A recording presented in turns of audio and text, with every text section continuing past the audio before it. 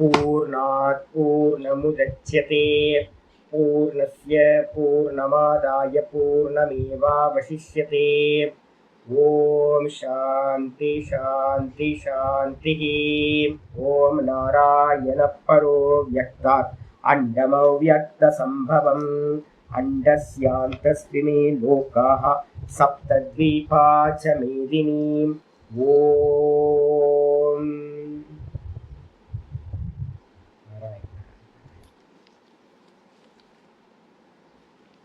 नमस्कार। நம்ம பார்த்துக்கிட்டு இருக்கிறது பகவத்கீதையோட கிளாஸ்ல விஸ்வரூப தரிசனத்துக்கு சிமிலரா இருக்கக்கூடிய பாகவதத்தில் இருக்கிற 2வது ஸ்கந்தம் பிரதம அத்தியாயம். சுக மகரிஷி பார்த்தீங்கன்னா மரண காலத்துல பரீட்சித் மகாராஜுக்கு என்ன தியானம் பண்ணணும் அப்படின்ற விஷயத்தை போதனை பண்றார். அதை நம்ம நேற்று என்ன பார்த்துருக்கோம் அப்படின்னு கேட்டீங்கன்னா 19வது ஸ்லோகம் வரைக்கும் வந்திருக்கோம். இந்த 19வது ஸ்லோகத்துல ஆச்சாரியர் என்ன பண்றாரு அப்படின்னா ஒரு முடிவுக்கு வரதே பாத்தீங்கன்னா சொல்றார், தத்ர ஏக அவயவம் தியாயேத். எப்பவுமே பாத்தீங்கன்னா சுவாமியை பார்க்கும்போது முதல்ல என்ன பண்ணணும், முழுசா பார்க்கணும். எந்த கோயிலுக்கு போனீங்கனாலும் தேவதையை பார்க்கும்போது முதல்ல பாத்தீங்கன்னா பூரணமா மேல இருந்து கீழே வரைக்கும், இல்லைன்னா கீழே இருந்து மேல வரைக்கும் ஒரு ஸ்கேன் பண்ணிடணும். பகவான பூரணமா மனசுக்குள்ளார அனுபவிச்சு ஒரு பார்வை பார்த்துட்டு பிறகு அதுக்கப்புறம் பர்டிகுலரா பாத்தீங்கன்னா தத்திர ஏக அவயவம் தியாய, ஒவ்வொரு அவயவங்களையும் பாத்தீங்கன்னா தியானம் செய்ய வேண்டும். எப்படி தியானம் பண்ணணும், அவிச்சின்னேன சேதசா, துண்டுபடாத வேற எந்த ஒரு டிஸ்ட்ராக்ஷனும் இடையீடும் இல்லாம தைலதார மாதிரி பாத்தீங்கன்னா பகவானையே பார்த்து பாத்தீங்கன்னா ஒவ்வொரு அவயவத்தையும் நல்லா பாத்தீங்கன்னா தியானம் செய்ய வேண்டும். கூட மனோ நிர்விஷயம் யுக்துவா தத கிஞ்சன நஸ்மரேத். மனசு பாத்தீங்கன்னா எப்படி இருக்கணும் அப்படின்னு கேட்டீங்கன்னா நிர்விஷயம் யுக்துவா. எப்பவுமே பாத்தீங்கன்னா சவிகல்ப சமாதி நிர்விகல்ப சமாதின்னு 2 சொல்லப்படுது. ஏகாகிர சித்தத்துல பாத்தீங்கன்னா ஏக்க தாட் இருக்கும், ஒரு விஷயத்தை பத்தின தாட் இருக்கும். அதுக்கு பேர் தான் ஏகாகிரம்னு பேர். ஏக ஏவ அக்ரம், ஆக்ரம். ஒன்னத்திலேயே பிடிமானம் பிடிச்சுக்கிட்டு நிக்கிறது எதுவோ அந்த தாட்டுக்கு பேர் பாத்தீங்கன்னா ஏகாகிர சித்தம் அப்படின்னு பேர். ஒரே விஷயத்துல இருக்கிறது, ஒரே விஷய சிந்தனை. நீங்க ஏதாவது ஒரு சுவாமியோட அவயவத்தை பாக்குறீங்கன்னா அந்த அவயவத்திலேயே சிந்தனை இருக்கணும். அப்படி இருந்துச்சு அப்படின்னா அந்நிய விஷய தாட் எதுவும் இல்லாம, வேற விஷயத்தை பத்தின தாட்ஸ் எதுவும் இல்லாம இருந்துச்சுன்னா அதுக்கு பேர் பாத்தீங்கன்னா சவிகல்பம் அப்படின்னு பேர். ஏகாகிரத்துல சவிகல்ப சமாதிகள் உண்டாகிறது.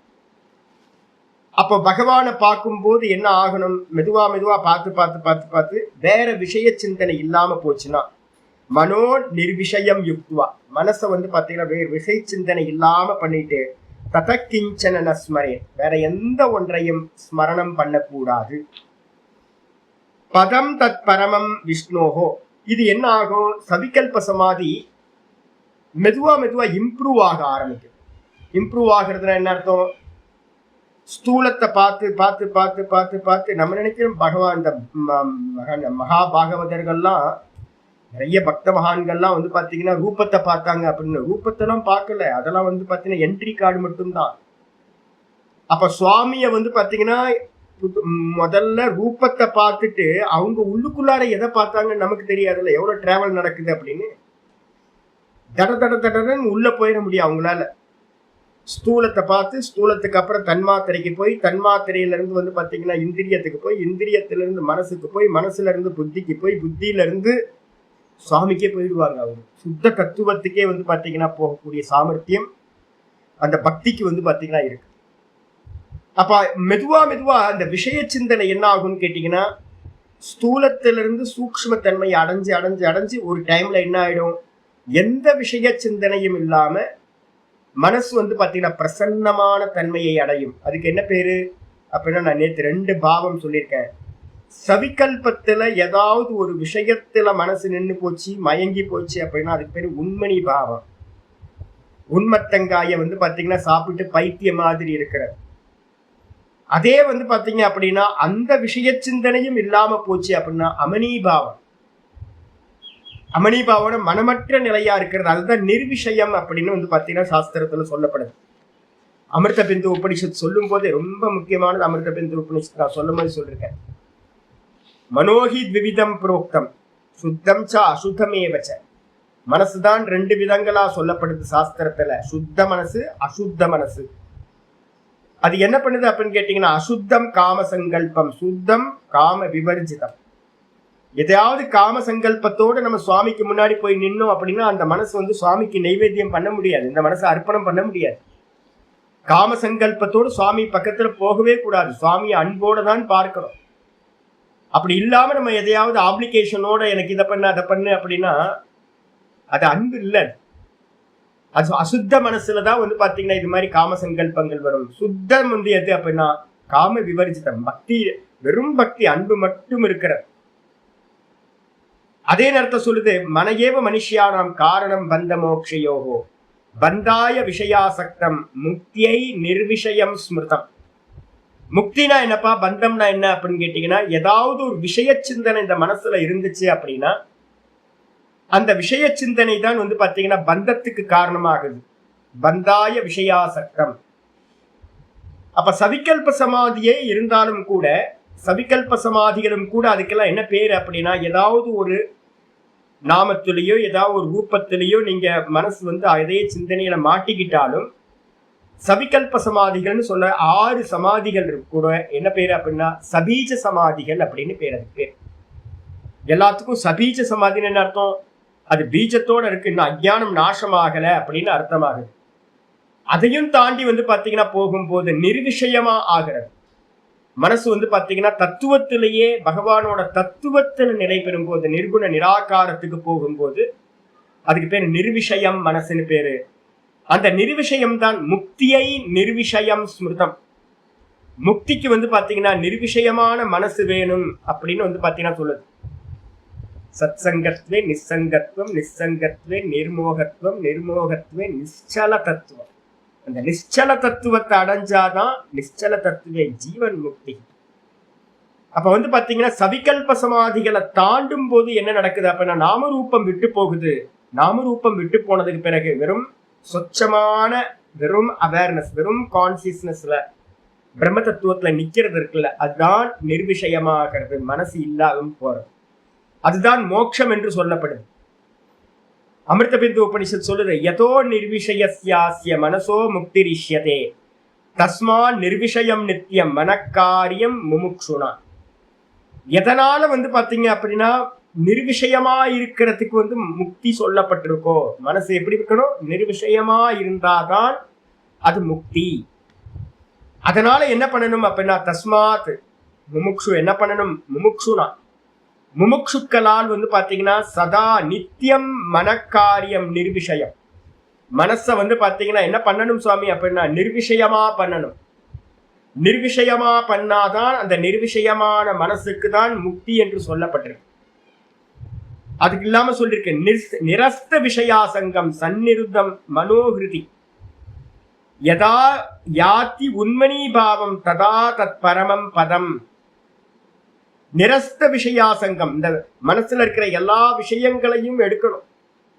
பற்றுக பற்றற்றானை பற்று விடற்கு, அதான் சொல்லியிருக்கு திருக்குறள்ல சொல்லும் போது. அதான் சொல்லிருக்கு, எனக்கு பற்று விட்டு போகணும், எனக்கு ஆசக்தி இல்லாம போகணும் அப்படின்னா என்ன பண்ணணும், பற்றில்லாத அந்த பகவானை முதல்ல என்ன பண்ணணும், பற்றணும், நல்லா பிடிச்சுக்கணும். முதல்ல சவிகல்பத்துல வந்து பாத்தீங்கன்னா பகவானை சிந்தனை பண்ணி, உலக விஷயங்களை சிந்தனை பண்ணாம பகவானை சிந்தனை பண்ணிக்கிட்டே இருக்கணும். சிந்தனை பண்ணி சிந்தனை பண்ணி சிந்தனை பண்ணி சிந்தனை விட்டு போன இடம்தான் நிரஸ்த விஷயாசங்கம் சந்நிருத்தம் மனோகிருதி. இந்த மனசு வந்து பாத்தீங்கன்னா ஹிருதயத்துல போய் என்ன ஆயிடுது அப்படின்னா நஷ்டம் அடைச்சு. அந்த நஷ்டம் அடைஞ்சு போகும்போது யதாயாதி உண்மணி பாவம் மயங்கி போகுது, அந்த தத்துவத்திலேயே மயங்கி போய் கிடக்குது. ததா தத் பரமம் பதம். அமிர்த பிந்து உபனிஷத்துல 4வது மந்திரமும் இப்ப நம்ம பாகவதத்துல பார்த்திருக்க 19வது ஸ்லோகமும் ரெண்டும் ஒரே தான். எந்த இடத்துல மனோ நிர்விஷயம் யுக்துவா, மனசு எப்ப வந்து பாத்தீங்கன்னா நிர்விஷயத்தோடு கூடியதாக விஷயமில்லாத இருக்கோ, தத கிஞ்சன நஸ்மரேத், வேற எந்த ஒன்றையும் சிந்திக்க வேண்டாம். ஏன் அப்படின்னா தத்து பரமம் பதம் விஷ்ணோஹோ, அதுதான் விஷ்ணுவினுடைய பரமபதம் என்று சொல்லப்படுகிறது. மனோயத்திர பிரசீததி, மனம் எங்கு வந்து பாத்தீங்கன்னா ஹிருதயத்துல போய் லயமாகுதோ, அமிர்தபிந்து கிளியரா சொல்லுது. மனசு வந்து பாத்தீங்கன்னா எங்க ஹிருதயத்துல லயமாகுதோ அந்த இடம்தான் பரமபதம், மனசற்ற நிலையாகிறது. அப்ப என்ன பண்ணணும் சுவாமி அப்படின்னா அமிர்தபிந்து சொல்லுது, தாவதேவ நிரோதவ்யம் யாவத்து ஹிருதி கதம் க்ஷயம். உள்ள இருக்கிற அந்தரியாமி இருக்கான் பாருங்க ஈஸ்வரன், அந்த ஈஸ்வரன் இடத்துல வந்து பாத்தீங்கன்னா லயிச்சு போயிடணும், மனசு இல்லாம போயிடணும், கரைஞ்சு போகணும். அதுதான் வந்து பாத்தீங்கன்னா யாவதேவ நிரோதவியம், எது வரைக்கும் இந்த ஹிருதயத்துல இந்த மனசு நசிஞ்சு போய் இல்லாம போகுதோ அது வரைக்கும் வந்து பாத்தீங்கன்னா தாவத்து ஹிருதி கதம் க்ஷயம், அது வரைக்கும் வந்து பாத்தீங்கன்னா என்ன பண்ணணும் சுவாமி, நான் நிரோதத்தை பண்ணிக்கிட்டே போகணும். உலக விஷயங்கள் இருந்து விலகி விலகி விலகி பகவான்கிட்ட வச்சு பகவான்கிட்ட இருந்தும் மெதுவா மெதுவா ஸ்தூலம் சூக்ஷ்மம் காரணம் அப்படின்னு அகார உகாரம் அகாரம்னு அப்படின்னு போய் அதுக்கப்புறம் துரியத்தை அடைஞ்சிடணும், நிர்விஷயமா ஆக்கிடணும். தாவதேவ நிரோதவியம் ஏதத்து ஞானம் ச மோக்ஷம் ச, இதுதான் ஞானம், வேற எதுவும் இல்லை, ஒரு புண்ணாக்கும் இல்லை. ஏதத்து ஞானம் ச மோக்ஷம் ச, இது மாதிரி நிர்விஷயமா ஆகிறது தான் ஞானம். தான் தானா நிக்கிறது தான் ஞானம். நான்ற ஒண்ணு இல்லாம போய் வெறும் பகவான் மட்டும் இருக்காரு அப்படின்னா அதுதான் ஞானம், அதுதான் மோக்ஷம். அதோ அந்யோ கிரந்த விஸ்தரக, இதுக்கு அந்நியமா இருக்கிறது எல்லாமே கிரந்த விஸ்தாரம் தான். அதனால வந்து பாத்தீங்கன்னா என்ன பண்ணணும், ஒரு முமுட்சு வந்து சதா காலமும் வந்து பாத்தீங்கன்னா என்ன பண்ணணும், உள்ளுக்குள்ளார டிராவல் பண்றத வச்சுக்கணும். பக்தி மூலமா தான் போக வேண்டும். சகுணத்திலிருந்து தான் நிர்குணத்துக்கு போக முடியும். நீங்க சகுணத்தை விட்டுட்டு நிர்குணத்துக்கு போகவே முடியாது. ஆச்சாரியர் என்ன பண்றாரு அப்படின்னு கேட்டீங்கன்னா சொல்லி முடிக்கிறார். அப்போ தத் பரமம் பதம் விஷ்ணோர் மனோயத்திர பிரசீதத்தி, மனம் எப்போ வந்து பாத்தீங்கன்னா கிறிஸ்டல் கிளியரா ஆகுதோ, டிரான்ஸ்பரண்டா ஆகுதோ, வெறும் தத்துவம் மட்டும் வந்து பாத்தீங்கன்னா மாண்டூக்கிய காரிக்கால சொல்லுது நேயா பின்னம் பிரசக்ஷதே. இந்த கண்ணாடியை வந்து பாத்தீங்கன்னா நான் ஏற்கனவே உங்களுக்கு எக்ஸாம்பிள் சொல்லியிருக்கேன். திருக்கோவில் இருக்கு, நான் கோயிலுக்கு போனேன். கோயில்ல வந்து பாத்தீங்கன்னா சாமியை பாக்குறதுக்கு கீழே நிக்கிறேன். ஒரு லைட்டா ஒரு பக்கம் இருட்டு அற மாதிரி லைட்டா கொஞ்சம் லைட் கம்மியா இருக்கு. திடீர்னு பார்த்தா ஒரு விக்கிரகம் வச்சிருக்காங்க, நல்ல விக்கிரகமா இருந்துச்சு, ராமர் விக்கிரகமும் ஏதோ ஒண்ணு. ஐயோ ராமர் விக்கிரகம் இருக்கு பக்கத்துல இருக்கே அப்படின்னு பக்கத்துல நான் போய் பாக்குறேன், டம்முன்னு முட்டிக்குது. முட்டுனா பார்த்தா கண்ணாடி ஒண்ணு இருக்கு, ஒரு டிரான்ஸ்பரண்டான கண்ணாடி இருக்கு. ஆனா எனக்கு வந்து பாத்தீங்கன்னா அந்த கண்ணாடி தெரியல, ரூபம் தான் தெரியுது. அப்ப அது மாதிரி இந்த மனசு என்ன ஆகும் அப்படின்னு கேட்டீங்கன்னா டிரான்ஸ்பரண்டான ஒரு கண்ணாடி மாதிரி, ஒரு கிளாஸ் மாதிரி ஆயிடுச்சு அப்படின்னா அப்ப சுத்த பிரம்மம் வந்து பாத்தீங்கன்னா இந்த கண்ணாடி ரூபத்துக்கு ஆயிடும், ரெண்டும் வேற வேறையே ஆயிடாது. அப்ப இந்த மீடியம் வந்து பாத்தீங்கன்னா நம்மளோட மனசுதான் மீடியம். இந்த மனசை வந்து பாத்தீங்கன்னா நிர்மூலமாக்குறதுனா என்ன அர்த்தம், விஷய சிந்தனை இல்லாம பண்ணணும் அப்படின்னா நேயா பின்னம் பிரச்சக்ஷிதே, அது வந்து பாத்தீங்கன்னா பிரம்மரூபமா அந்த மனசு ஆயிடுது. அந்த பிரம்மரூபமான மனசுதான் வந்து பாத்தீங்கன்னா ஆயிடுச்சு அப்படின்னா அந்த மனசுக்கு தான் முக்தி என்று சொல்லப்படுகிறது அப்படின்னு புரிஞ்சுக்கணும். அடுத்து வந்து பாத்தீங்கன்னா 20வது ஸ்லோகம், இன்னைக்கு பாட்டம் ஆரம்பிக்கிறது. ரஜஸ்தமோப்யாம் ஆசி ஆக்ஷிப்தம் விமூடம் மன ஆத்மனஹ யச்சேதாரணயா தீரோ ஹந்தி யா தத்கிருதம் மலம். ரஜஸ்தமோப்யாம் ஆக்ஷிப்தம் விமூடம் மன ஆத்மனஹ யச்சேதாரணயா தீரோ ஹந்தி யா தத்கிருதம் மலம். இந்த லைஃப் வந்து பாத்தீங்கன்னா என்ன சுவாமி அப்படின்னு கேட்டீங்கன்னா கீதால வந்து சொல்லும் போது வந்து பாத்தீங்கன்னா ரொம்ப அற்புதமா சொல்லுவார். திரைகுண்யோ விஷயாவேதாக நிஸ்திரைகுண்யோ பவார்ஜுன. 2வது சாப்டர்லயே வந்து பாத்தீங்கன்னா 45வது ஸ்லோகத்துல ஆச்சாரியர் என்ன பண்றார், ஒரு அனுகிரகம் பண்றார், நமக்கெல்லாம் ஒரு ஆக்ஞா கொடுக்கிறார். இந்த மொத்த வேதங்களும் வந்து பாத்தீங்கன்னா 3 விஷயங்களை 3 குணங்களை கொண்டதா இருக்கு. எல்லாம் திரிகுணாத்மகம். இந்த மொத்த பிரபஞ்சமும் திரிகுணாத்மகம், நாமம் ரூபம் குணங்கள். அர்ஜுனா நீ என்ன பண்ணு அப்படின்னா நிஸ்திரை குண்யோபவ, நீ வந்து பாத்தீங்கன்னா குணங்களை தாண்டினவனாக குணாதீதனாக ஆவாயாக. அப்ப குணாதீதன் தான் வந்து பாத்தீங்கன்னா முக்தன் அப்படின்னு சொல்லப்படுகின்றான். அந்த குணாதீதன் ஆகணும்னா என்ன பண்ணணும் சுவாமி அப்படின்னா தமோ குணத்திலிருந்து ரஜோ குணத்துக்கு வரணும், ரஜோ குணத்திலிருந்து என்ன பண்ணணும் சத்துவ குணத்துக்கு வரணும், அதுக்கப்புறம் அந்த சத்துவ குணத்திலிருந்து குணாதீதனா ஆகணும். இதான் வந்து பாத்தீங்கன்னா மெத்தட். யோக பிரக்கிரியா எல்லாத்தையும் இப்ப நம்ம படிச்சுக்கிட்டு இருக்க யோக சாஸ்திரத்துல எல்லாத்துலயும் என்ன நடக்குது அப்படின்னா, இந்த விக்ஷிப்த சித்தம் அப்படின்னு நம்ம சொல்றோம். நம்மளுடைய மனசு எப்படி இருக்கு அப்படின்னு கேட்டீங்கன்னா விக்ஷிப்த சித்தம். இந்த மனசு வந்து பாத்தீங்கன்னா 5 ஸ்டேஜஸ் வந்து பாத்தீங்கன்னா சொல்லப்படுது. சைக்காலஜியா நம்மளா புரிஞ்சுக்கணும். முதல் வந்து பாத்தீங்கன்னா மூடம் அப்படின்னு பேர். தமோகுண பிரதானம் வந்து பாத்தீங்கன்னா மூட சித்தம். வார்த்தை வந்திருக்கு பாருங்க, மூடம், விமூடம் இருக்கு. விமூடம் அப்படின்னா என்ன அர்த்தம் அப்படின்னா மூட சித்தம். அதுல வந்து எந்த ஸ்புரனும் வராது. உங்களுக்கு எரும மாடு மாதிரி வந்து பாத்தீங்கன்னா சாக்கடையிலேயே கிடக்கிற எரும மாட்டுக்கு சாக்கடையில கிடக்கிறோன்னு தெரியவே தெரியாது. அதே மாதிரி வந்து பாத்தீங்கன்னா எந்த ஒரு ஸ்புரணமும் இல்லாம விவேகமும் இல்லாம தமோகுண பிரதானமா இருக்கிற சித்தம் மனசுக்கு பேரு மூட சித்தம் அப்படின்னு பேரு முதல். ரெண்டாவது வந்து பாத்தீங்கன்னா ரஜோகுண பிரதானம். ஒண்ணு தமோ குணம், இன்னொன்னு வந்து பாத்தீங்கன்னா ஆல்மோஸ்ட் தமோ குணமா இருக்கிறது, ஆல்மோஸ்ட் ரஜோகுணமா இருக்கிறதுக்கு பேரு க்ஷிப்தம் அப்படின்னு பேரு. இந்த க்ஷிப்த சித்தம் என்ன பண்ணும் அப்படின்னா ஒர்க்காலிக்கா இருப்பாங்க. ஒரு நிமிஷம் வந்து பாத்தீங்கன்னா சும்மா உட்கார முடியாது. தன்னை பத்தியோ ஈஸ்வரனை பத்தியோ சிந்திக்க முடியாது, தியானம் பண்ண முடியாது, பொறுமையா உட்கார முடியாது. அதுக்கு பேர் வந்து பாத்தீங்கன்னா க்ஷிப்தம்னு பேர். அசைஞ்சுக்கிட்டே இருக்கு, சஞ்சலமா இருக்கிறது. இது ரெண்டாவது சித்தம், வெரைட்டி பீப்புள். அதுக்கப்புறம் மூணாவது தான் இப்ப நம்ம எல்லாம் வந்து பாத்தீங்கன்னா எங்க இருக்கோம்னா விக்ஷிப்தத்துல இருக்கோம். நம்ம எல்லாம் எங்க இருக்கோம்? விக்ஷிப்தம் இருக்கோம். 50% நமக்கு வந்து பாத்தீங்கன்னா 45ல இருந்து 50% வந்து பாத்தீங்கன்னா சத்துவ குணம் நமக்கு இருக்கு. இந்த சத்துவ குணம் 45-50 இருக்கிறது என்ன பண்ணும் சில சமயம், இதுக்கு மூணாவது வந்து பாத்தீங்கன்னா விக்ஷிப்தம், நாலாவது ஏகாகிரம், அஞ்சாவது வந்து நிருத்தம்னு பேர். ஏகாகிரம் வந்து பாத்தீங்கன்னா நமக்கு அடுத்த ஸ்டேஜ்ல இருக்கிறது ஏகாகிர சித்தம்னு பேர். இந்த விக்ஷிப்தத்துல இருக்கிற நமக்கு என்ன பண்ணும்? நல்ல கிளைமேட்டு, நல்ல புண்ணியம், நேற்று நைட் நல்ல சாப்பாடு, நல்ல ஃபுட்டு, மீன் கரெக்டான ஃபுட்டு, நல்ல மனசு வந்து பாத்தீங்கன்னா நல்ல புண்ணியங்கள் வந்து பாத்தீங்கன்னா எக்ஸாஸ்ட் ஆக ஆரம்பிச்சிருக்கு அப்படின்னா காலையில வந்து பாத்தீங்கன்னா தபஸ்வி மாதிரி எந்திரிச்சு உட்கார்ந்துக்கிட்டு நம்ம என்ன பண்ணுவோம்? நல்லா சித்தத்துல வந்து பாத்தீங்கன்னா நல்லா ஈஸ்வரனை தியானம் பண்ணுவோம், ஜபம் பண்ணுவோம், எல்லாம் பண்ணுவோம். அதே வந்து பாத்தீங்கன்னா கொஞ்சம் மெதுவா வந்து பாத்தீங்கன்னா புண்ணியம் கொஞ்சம் கம்மியாகும் போது என்ன பண்ணுவோம்? க்ஷிப்தத்துல இறங்கிடுவோம். விக்ஷிப்தத்துல இருந்து கீழே இறங்கிடுவோம். க்ஷிப்தத்துல போய் என்ன பண்ணுவோம் அப்படின்னு கேட்டு நிறைய காரியங்கள்ல ஈடுபடுவோம். பரப்பரன்னு வந்து பாத்தீங்கன்னா சும்மா இருக்க முடியாம. அப்ப இந்த நம்ம என்ன பண்றோம் அப்படின்னா நம்மளோட பர்சனாலிட்டி நல்லா பார்த்துக்கிட்டே வாங்க. நமக்குன்னு ஒரு பர்சனாலிட்டி இருக்கானா? நமக்குன்னு ஒரு பர்சனாலிட்டி இருக்கு. என்னன்னா டுவெல் பர்சனாலிட்டி.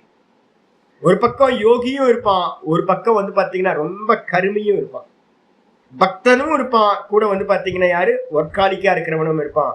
இந்த ரெண்டும் சேர்ந்த பர்சனாலிட்டி தான் நீங்களும் நானும். நம்மள்ட்ட என்ன இருக்கு அப்படின்னா 45-50% வந்து சத்துவ குணம் இருக்கு. இந்த யோக பிரக்கிரியா, இந்த தியானம், இது எல்லாம் என்ன பண்ணுது அப்படின்னு கேட்டீங்கன்னா உங்களுடைய சத்துவ குணத்தை வந்து பாத்தீங்கன்னா இம்ப்ரூவ் பண்றது மட்டும் தான் நடக்குது. 98% வரைக்கும் சத்துவ குணத்தை வந்து பாத்தீங்கன்னா இந்த தியான தாரண சமாதி எல்லாம், தாரண தியான சமாதி இது எல்லாம் வந்து பாத்தீங்கன்னா சத்துவ குணத்தை இம்ப்ரூவ் பண்றதுக்கு மட்டும்தான் ஹெல்ப் பண்ணுது.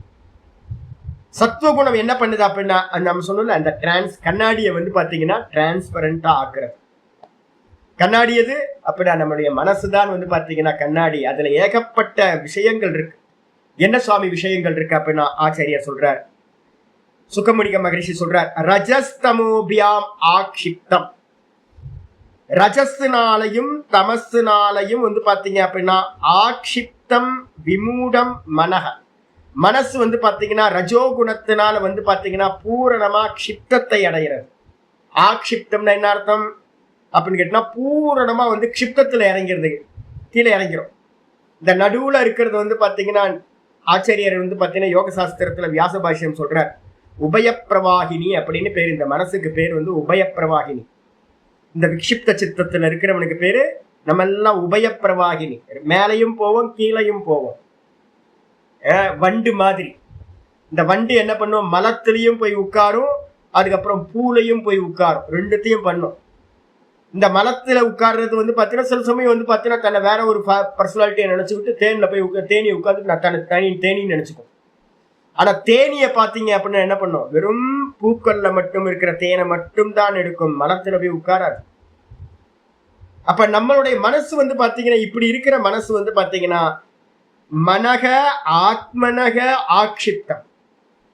மனசு வந்து பாத்தீங்கன்னா ஆத்மாவிலிருந்து வந்து பாத்தீங்கன்னா ஆத்மனை இந்த இடத்துல என்ன பண்ணணும், பிரம்மத்தை எடுத்துக்கணும். இல்லைன்னா சகுணத்தை எடுத்தீங்கன்னா ஈஸ்வரன், நிர்குணத்தை எடுத்தீங்கன்னா சுத்த ஆத்ம தத்துவம். அப்ப நீங்க பண்ற அபியாசத்திலிருந்து எப்பொழுது மனசானது ஆத்ம தத்துவத்திலிருந்து இந்த ஈஸ்வர தத்துவத்திலிருந்து க்ஷிப்தத்தை அடைகிறதோ, பூரணமா சஞ்சலிக்குதோ, ஆக்ஷிப்தம் சஞ்சலம் நடந்துச்சுனாவே அதுக்கு என்ன பேரு, ரஜோகுணம், அதோட காரியம். அதுக்கப்புறம் விமூடம், சில சமயம் அதுல இருந்து கீழே இன்னும் இறங்கிரும். நான் இப்ப சொல்றது எல்லாம் என்னோட பிரத்யக்ஷமா இப்ப என்ன பண்ணுவோம், சில சமயம் வந்து பாத்தீங்கன்னா இன்னைக்கு நல்லா இருக்கு, சில சமயம் என்ன ஆகும் தெரியாது, 2வது கிளாஸ் ஆரம்பிச்சு முடிஞ்ச உடனே போங்கப்பா எல்லாம் போங்க அப்படின்னு படுத்து தூங்கிடுவோம். என்ன சாமி ஆச்சரியமா இருக்கு, நீங்க படுத்து தூங்கிடும். ஆமா, இந்த குணத்தோட சேர்க்கை வந்து பாத்தீங்கன்னா என்ன பண்ணும், நல்ல சத்துவ குணம் போகும், அதுக்கப்புறம் திடீர்னு சத்துவ குணத்துல இருந்து ரஜோ குணத்துக்கும் போகும். ஆனா வந்து பாத்தீங்க அப்படின்னா சத்துவ குணத்துல இருந்து டைரக்டா தமோ குணத்துக்கும் கீழே இறங்கும். இந்த குணத்தோட விசித்திரம் தான் இதெல்லாம். அப்ப எப்போ இந்த மனசு ஆத்ம தத்துவத்திலிருந்து ரஜோகுணத்தினால சஞ்சலிக்குதோ, எப்பொழுது இந்த ஆத்ம தத்துவத்திலிருந்து விலகி போய் தூங்கி போகுதோ, ஆலசியத்துல மோகத்துல மாட்டிக்குதோ, விமூடம் அப்படி ஆச்சோ, எச்சேது தாரணையா தீரக, தீர புருஷன் என்ன பண்ணணும் அப்போ அப்படின்னு கேட்டீங்கன்னா, தீர புருஷன் ரொம்ப தைரியம் உள்ளவனா, விவேகம் உள்ளவனா என்ன பண்ணணும், புத்திய வந்து எவன் வந்து பாத்தீங்கன்னா நல்லா டியூன் பண்ணி வைக்கிறானோ அவனுக்கு பேர் தீரன்னு பேர். அந்த தீரன் வந்து பாத்தீங்கன்னா என்ன பண்ணணும், எச்சேத்து தாரணையா தீரக, தாரணை மூலமா வந்து பாத்தீங்கன்னா எச்சேத்து கண்ட்ரோல் பண்ணட்டும். இந்த தமோ குணத்துல போற மனதையும் ரஜோகுணத்துல போற மனதையும் தாரணையினால, தாரணைக்கு வந்து பாத்தீங்கன்னா என்ன பேர் சொல்லிருக்க முன்னாடி, திராட்டக் பண்ணணும். திராட்டக்கு முன்னாடி என்ன பண்ணணும், பிராணாயாமம் பண்ணணும். அப்ப நல்லா ஒரு 10 பிராணாயாமத்தை பண்ணிட்டு 20 பிராணாயாமத்தை பண்ணிட்டு என்ன பண்ணணும்னா, ரூபத்துல வந்து பாத்தீங்கன்னா நம்மளோட ஈஸ்வர ரூபத்தை வந்து பாத்தீங்கன்னா முன்னாடி வச்சுக்கிட்டு நல்லா பாக்குறது. எந்த ரூபத்தை பாக்குறது சுவாமி, எந்த ரூபத்தை இஷ்ட தேவத்தையோ அந்த ரூபத்தை பாருங்க. ஏன்னா எல்லாத்துக்குமே விஸ்வரூபம் இருக்கு, எல்லாத்துக்கும் விஸ்வரூபம் இருக்கு. நீங்க வந்து பாத்தீங்கன்னா விஸ்வரூபம்னா சுவாமி பாகவதம் எடுக்கிறார், அதனால வந்து பாத்தீங்கன்னா பாகவதத்துல வந்து இது மட்டும்தான் இருக்கு. சுவாமி வந்து எப்ப பார்த்தாலும் வந்து பாத்தீங்கன்னா விஷ்ணுனே அவரோட இஷ்ட தேவத்தையே சொல்லிக்கிட்டு இருக்காரு அப்படின்னு. ஆக்சுவலா வந்து பாத்தீங்கன்னா இது மூணுமே வந்து என்னது, 3 குணத்துல பிரதிபிம்பிக்கிற சைத்தன்யம் தான். சத்துவத்துல பிரதிபிம்பிச்சதுன்னா விஷ்ணு, ரஜஸ்ல பிரதிபிம்பிச்சுன்னா பிரம்மா, தமோ குணத்துல பிரதிபிம்பிச்சதுன்னா சைத்தன்யம் தான் ருத்ரனா மாறுறது. அப்ப அதனால வந்து பாத்தீங்க அப்படின்னா என்ன பண்ணணும் அப்படின்னு கேட்டீங்கன்னா, எல்லாத்துலயுமே இருக்கு. எல்லாத்துக்கும் வந்து பாத்தீங்கன்னா என்ன இருக்கு அப்படின்னு கேட்டீங்கன்னா, பூரண ரூபம் வந்து விஸ்வரூபம் வந்து பாத்தீங்கன்னா சாஸ்திரத்துல சொல்லப்பட்டிருக்கு. நீங்க ருத்ரத்தை எடுத்துக்கிட்டீங்க அப்படின்னா, ருத்ரத்துல வந்து பாத்தீங்கன்னா ஒரு இது இருக்கு, அணுவாக்கம் வந்து பாத்தீங்கன்னா ஆரம்பிக்கும் போதே லகுன்யாசத்திலேயே வந்து பாத்தீங்கன்னா ரூபம் சொல்லப்பட்டிருக்கும். லகுன்யாசத்திலேயே அக்னே அக்னிர்மே வாசிஸ்ருதா வாக் ஹிருதயே ஹிருதயம் மயே இந்த அப்படின்னு ஆரம்பிச்சு வந்து பாத்தீங்கன்னா ஒரு லகுன்யாசத்துல வந்து பாத்தீங்கன்னா தேவதையை வந்து பாத்தீங்கன்னா ருத்ரனை தூக்கி வந்து பாத்தீங்கன்னா ஒவ்வொரு அங்கத்திலையும் வைக்கிறது இருக்கும். அது மட்டும் இல்லாம வந்து பாத்தீங்கன்னா ருத்ரத்துல வந்து பாத்தீங்கன்னா சொல்லும் போதே அத ஆத்மானம் சிவமாத்மானம் ஸ்ரீருத்ர ரூபம் தியாயேத் சுத்த ஸ்படிக சங்காசம் திரிநேத்திரம் பஞ்சவக்திரகம் கங்காதரம் தசபுஜம் சர்வாபரண பூஷிதம் நீலக்ரீவம் சசாங்காங்கம் நாகயஜ்ஞோபவீதினம் வியாக்ரச்சர்மோத்தரீயஞ்ச வரேண்யம் அபயப்ரதம் கமண்டல்வக்ஷுசூத்ராணாம் தாரிணாம் சூலபாணினம் ஜ்வலந்தமிங்கலஜடாசிகாமுத்யோததாரிணம். வரிசையா வந்து பாத்தீங்கன்னா வருது. இதுல வரும்போது வந்து பாத்தீங்கன்னா வர்ணனைகள் எல்லாமே ருத்ரத்தை எடுத்து படிச்சு பாத்தீங்க அப்படின்னா நம்ம விஷ்ணு சகஸ்ரநாமத்துல என்ன இருக்கோ, விஸ்வரூப தரிசனத்துல என்ன இருக்கோ அதே அப்படியே இருக்கும். கணபதியோட சகஸ்ரநாமத்தை எடுத்தாலும், சுப்பிரமணியரோட சகஸ்ரநாமத்தை எடுத்தாலும், அம்பாலோட சகஸ்ரநாமத்தை எடுத்தாலும் எல்லாத்துக்கும் வந்து பாத்தீங்கன்னா விஸ்வரூபம் ஒண்ணு இருக்கு. எல்லாத்துக்கும் விஸ்வரூபம் இருக்கு. அப்ப என்ன பண்ணணும் அப்படின்னு கேட்டீங்கன்னா, அவங்க இஷ்ட தேவத்தைய வந்து பாத்தீங்கன்னா என்ன பண்ணணும், மனசுல வந்து பாத்தீங்கன்னா கொண்டுட்டு வந்து, ருத்ரனுக்கு வந்து பாத்தீங்கன்னா ரொம்ப விசேஷமா வந்து பாத்தீங்கன்னா சிவபெருமானுக்கு இருக்கு. ஆச்சரியர் அதனால்தான் பிரசதா ரொம்ப பிரசன்னமா என்ன பண்ணிருக்காரு, 2 பண்ணிருக்காரு. சிவபாதாதி கேச ஸ்தோத்திரம், விஷ்ணு கேச பாதாதி ஸ்தோத்திரம் 2மே பண்ணிருக்காரு. அம்பாளுக்கு வந்து பாத்தீங்க அப்படின்னா சௌந்தரிய லகரிய அங்கம் அங்கமா வர்ணனை பண்ணியிருக்கார். அப்ப ஏதாவது நம்ம இஷ்ட தேவதைக்கு உள்ளதை வந்து பாத்தீங்கன்னா எடுத்து வச்சுக்கிட்டு ஒரு 10 பிராணாயாமம் பண்ணிட்டு நல்லா மனசை ஒருநிலைப்படுத்தி சுவாமியை வந்து பாத்தீங்கன்னா நல்லா பூரணமா மனசுக்குள்ளார கொண்டு வந்து நல்லா பிரார்த்தனை பண்ணிட்டு ஒவ்வொரு அங்கத்திலையும் வந்து பாத்தீங்கன்னா தாரணை பண்ண பண்ண பண்ண பண்ண இந்த ரஜோகுணமும் தமோ குணமும் என்ன ஆகும் அப்படின்னா நியூட்ரலைஸ் ஆக ஆரம்பிக்கும்.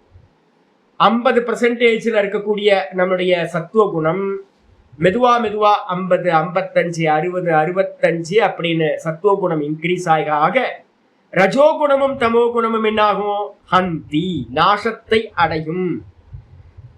யா தத்கிருத்தம் மலம். என்ன பிரச்சனை அப்படின்னா குணம் நாசமாச்சுன்னா ரஜோகுணமும் தமோ குணமும் நாசமாச்சுன்னா தத்கிருத்தம் மலம் ஹந்தி. கூடவே வந்து பாத்தீங்கன்னா ரஜோகுணத்தினால உண்டாகக்கூடிய மலம் எது அப்படின்னா விக்ஷேபம். மனசு ஒரு இடத்துல நிக்காம சஞ்சலப்படுறது வந்து பாத்தீங்கன்னா ரஜோகுணத்தோட உண்டாகிற மலம் அது. தமோ குணத்தோட மனம் எது அப்படின்னா மோகம், தூங்கி போறது. நல்லா டீப்பா சொல்லிக்கிட்டு இருந்தாலும் மனசு வந்து அதை அக்செப்ட் பண்ணாம என்ன பண்ணும் அப்படின்னு கேட்டா தூங்கி போயிடும். இந்த ரெண்டுமே வந்து பாத்தீங்கன்னா விக்ஷேபம், அதுக்கப்புறம் லயம், இந்த ரெண்டும் வந்து பாத்தீங்கன்னா ரஜோகுணம் தமோ குணத்தோட மலம். இந்த ரெண்டுத்தையும் என்ன பண்ணணும் அப்படின்னா நாசம் செய்ய வேண்டும். தாரணையினால்தான் ரஜோகுண தமோ குணத்தை நாசம் செய்ய முடியும். அப்போ ஒருத்தர் உட்காரணும், மெதுவா மெதுவா இம்ப்ரூவ் ஆகும். மெதுவா மெதுவா மெதுவா மெதுவா 70% உங்களோட சத்துவ குணம் அடைஞ்சிச்சு அப்படின்னா நீங்க ஏகாகிர சித்தத்துக்குள்ளார உள்ள வந்தாச்சுன்னு அர்த்தம். நீங்க யோகி ஆயிட்டீங்கன்னு அர்த்தம். சத்துவ குணத்துக்கு 70% வந்தாதான் யோகி. இப்ப நீங்களும் நானும் வந்து பாத்தீங்கன்னா எப்படி இருக்கும் அப்படின்னு கேட்டீங்கன்னா மதில் மேல் பூனை மாதிரி இப்படியும் இருக்கும் அப்படியும் இருக்கும். திடீர்னு வந்து பாத்தீங்கன்னா இந்த டாம் அண்ட் ஜெரியில வந்து படுத்த மாதிரி வந்து பாத்தீங்கன்னா ரோடு கீழே வந்து அப்படியே படுத்துருவோம், சரண்டர் ஆயிடுவோம். சாமி என்னால முடியல சாமி அப்படின்னு. அதுக்கப்புறம் வந்து பாத்தீங்கன்னா சம்சாரி ஆயிடுவோம். நம்ம சில சமயம் வந்து பாத்தீங்கன்னா ரொம்ப உற்சாகத்தோட யோகத்தை பண்ணி வந்து பாத்தீங்கன்னா பக்திலாம் பண்ணி சுவாமி நான் இப்படி ஆக்கும் அப்படி ஆக்கும்னு சொல்லுவோம். வீர தீரனா நம்ம வந்து நிற்போம். நம்மளோட பர்சனாலிட்டி தான். அப்ப 70% வந்து பாத்தீங்கன்னா எப்படியாவது நம்மளோட சத்துவ குணத்தை கொண்டு வரணும். அதுக்கு முக்கியமான சாதனை எது அப்படின்னா தாரணா. சொல்லியாச்சு. இந்த தாரணைய பத்தி வந்து பாத்தீங்கன்னா சொல்லும் போது பதஞ்சலி வந்து என்ன பண்றாரு அப்படின்னு கேட்டீங்கன்னா இங்க ஆச்சாரியர் வந்து பாத்தீங்கன்னா போன ஸ்லோகத்துல என்ன சொன்னாரு? 19ல தத்திர ஏக அவயவம் தியாயே அப்படின்னு போட்டு அந்த தியானத்துக்கு முன்னாடி வந்து பாத்தீங்கன்னா தாரணை வந்து தியானத்துக்கு முன்னாடி ஸ்டெப். அது என்ன பண்ணணும் சுவாமி அப்படின்னு கேட்டீங்கன்னா யோக சூத்திரத்துல 3:1 தேசபந்த சித்தஸ்ய தாரணா. தாரணாக்கு வந்து பாத்தீங்கன்னா ஒரு லட்சணம் சொல்றாரு. தேசபந்த சித்தஸ்ய தாரணா. இந்த சித்தத்தை வந்து பாத்தீங்கன்னா இந்த மனசை என்ன பண்ணணும்? ஏக்க தேசத்துல ஏதாவது ஒரு இடத்துல சுவாமி பெரிய ரூபமா இருக்கார். கிரீடத்துல இருந்து பாதார விந்தம் வரைக்கும் வந்து பாத்தீங்கன்னா அநேகம் இருக்கு. ஆனா நம்ம என்ன பண்ணணும்? தாரணையில பிரதானம் என்ன அப்படின்னா ஏக்க விஷயத்துல இந்த சித்தத்தை இந்த மனசை வந்து பாத்தீங்கன்னா கட்டி போடுறது. ஒண்ணுத்தையே பார்த்து பார்த்து பார்த்து பார்த்து அதுலயே இந்த மனசை ஒன்றிணைக்கிறதுக்கு பேரு தாரணா அப்படின்னு பேரு. அந்த தாரண சித்தமாச்சு அப்படின்னா தியானம் வந்து பாத்தீங்கன்னா கூடவே தியானம் வந்து பாத்தீங்கன்னா உண்டாயிடும். தத்திர பிரத்யேக தானதா தியானம் 3:2 யோக சூத்திரம் 3:2 சொல்லுது. எந்த விஷயத்துல தாரணை பண்ணமோ அதுலயே தொடர்ந்து தைலதார மாதிரி நமக்கு நிக்க முடிஞ்சதுன்னா அதுக்கு பேரு தியானம்னு பேரு. ரெண்டுக்கும் சிமிலர், ரொம்ப சிமிலரானது. டைம் வச்சு நம்ம என்ன பண்றோம் சொல்றோம். 12 செகண்ட் நின்னா அதுக்கு பேரு தாரணா.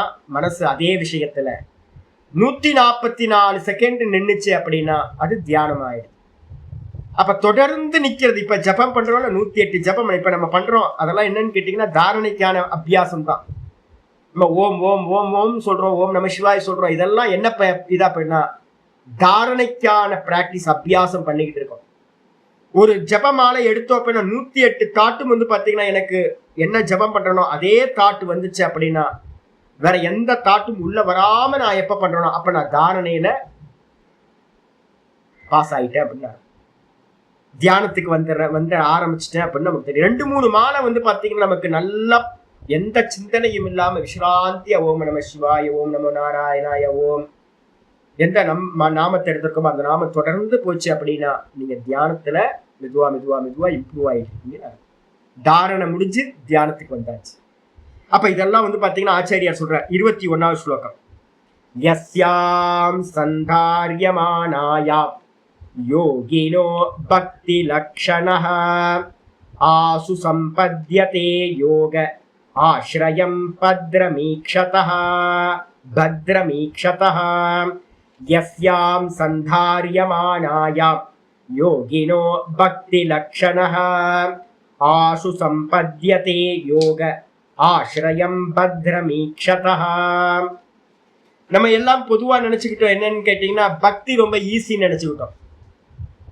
யோகம் வந்து பாத்தீங்கன்னா ரொம்ப கஷ்டம்னு நினைச்சுக்கிட்டோம். வாஸ்தவத்துல வந்து பாத்தீங்கன்னா பக்தி ரொம்ப கஷ்டம். கிடைக்குது, இந்த உலகத்திலேயே கிடைக்க முடியாதது, அற்புதமானது, மோட்சத்தை கொடுக்கக்கூடியது வந்து பாத்தீங்கன்னா பக்தி. நம்ம சொல்ற பக்தி இல்ல, பக்தி வந்து பாத்தீங்கன்னா யோகத்தை கடந்து உண்டாகிறது. நம்ம இப்ப பண்ற பிராக்டிஸ் எல்லாம் பக்தி உண்டாகணுன்றதுக்காக தான் பிராக்டிஸ். இதெல்லாம் இதுல வந்து பாத்தீங்க அப்படின்னா பக்தினா என்ன சுவாமி ஆச்சாரியார் இங்க சொல்றாரு, யஸ்யாம் சந்தாரியமானாயாம். எந்த ரூபத்துல வந்து பாத்தீங்கன்னா பகவானோட எந்த ரூபத்துல வந்து சந்தாரியமானாயாம் யஸ்யாம், எந்த ரூபத்துல யஸ்மின் ரூப எந்த ரூபத்துல வந்து பாத்தீங்கன்னா மனசு நல்ல முறையில தாரணா சித்தி கிடைக்குதோ. நான் சொல்லிருக்கேன் 12 செகண்ட் வந்து பாத்தீங்கன்னா தொடர்ந்து நிக்கிற சாமர்த்தியம், வேற எந்த தாட்டும் வராம அது மெதுவா 144 செகண்ட் வரைக்கும் நம்ம என்ன பண்ணணும், இம்ப்ரூவ் பண்ணிக்கிட்டே போகணும்.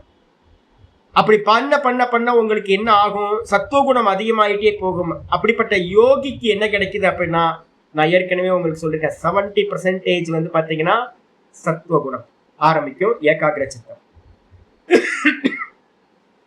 இது மெதுவா மெதுவா எங்க பக்தி எப்ப ஸ்டார்ட் ஆகுதுன்னா நிர்விசார வைசாரத்யாம் அத்தியாத்ம பிரசாதனம்.